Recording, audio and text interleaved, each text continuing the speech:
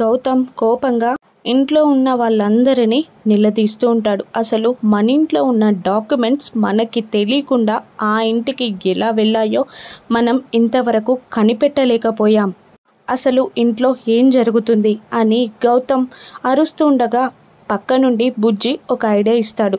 అటువంటివి జరగకూడదు అంటే మన ఇంట్లో కూడా టీవీ కెమెరాలు పెట్టించుకోవాలి మామయ్య అని అంటుండగా గౌతమ్కి ఒక ఆలోచన వస్తుంది. ఆ రోజు మన ఇంట్లో నుండి డాక్యుమెంట్స్ తీసుకెళ్ళింది ఎవరో ఎదురింట్లో ఉన్న కెమెరాలలో రికార్డ్ అయ్యి ఉంటుంది. మనం ఆ ఫోటేజ్ని తీసుకుందాం అని గౌతమ్ అనగానే కార్తిక్, అనామిక అతిథి గుండెల్లో బాంబ్ పడినట్టు భయపడి వణికిపోతూ ఉంటారు. అహల్య బెడ్రూమ్లో ఉండగా కార్తిక్, అనామిక ఇద్దరు అహల్య దగ్గరికి పరిగెడతారు. అహల్య అహల్య అని అంటూ ఉంటుంది.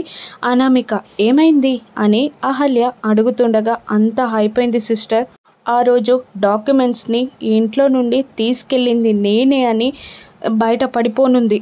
ఎదురింట్లో ఉన్న సీసీటీవీ కెమెరాలని ఫుటేజ్ని తీసుకోవడానికి గౌతమ్ వెళ్ళాడు.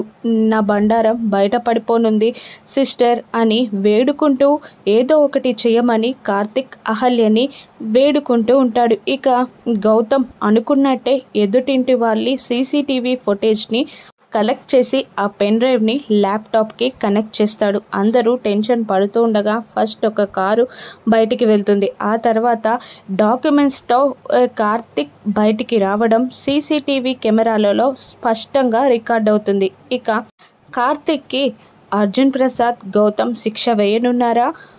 అహల్య అడ్డుకోనుందా? రాను ఎపిసోడ్స్లో చూద్దాం. Thank you for watching.